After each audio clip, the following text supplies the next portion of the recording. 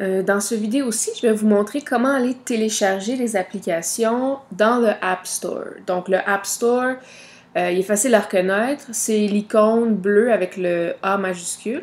Donc, pour moi, il est ici en bas à droite de l'écran. On commence par l'ouvrir.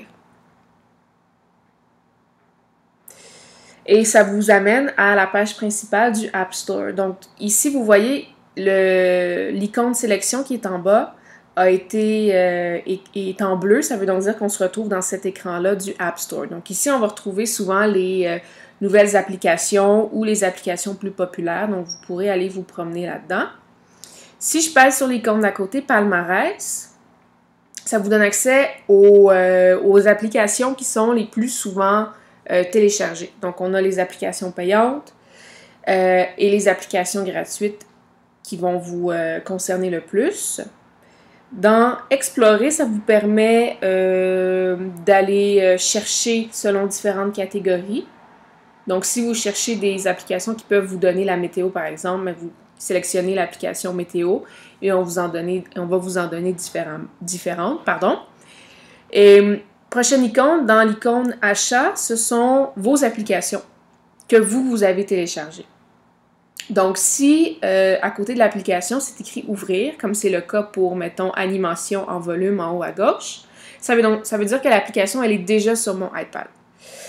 Si par contre, comme il n'y a pas le terme « ouvrir » à côté, mais c'est plutôt un petit nuage, comme par exemple Photomat, on voit ici que c'est un petit nuage, c'est pour dire que l'application, je l'ai déjà téléchargée, mais elle n'est pas installée sur mon iPad présentement. Si je veux l'installer, j'ai juste à appuyer sur le petit nuage et ça va l'installer automatiquement. Donc ça vous permet des fois, s'il y a des applications qui prennent trop de place sur votre iPad, que vous n'utilisez plus vraiment, quand vous les supprimez, elles ne sont pas perdues. Elles restent dans votre nuage Apple, qui est votre nuage un peu sur Internet. C'est juste que ça n'occupe pas de la place sur votre iPad. Si vous voulez télécharger une application, vous voyez en haut, il y a une petite loupe.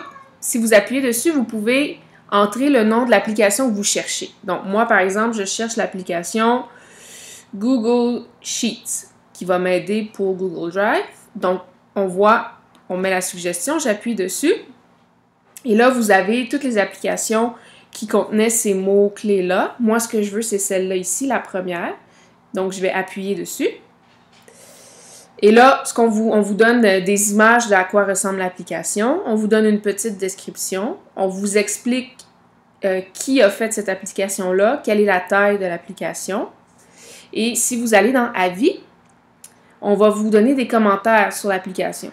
Donc, si c'est une application qui peut être utile ou non, s'il y a des bugs ou non. Si vous désirez télécharger l'application, vous avez juste à appuyer sur « Obtenir ». Et ensuite, vous voyez, le « Installer » apparaît en vert. On appuie sur « Installer ». Là, il y a un petit cercle bleu qui va apparaître.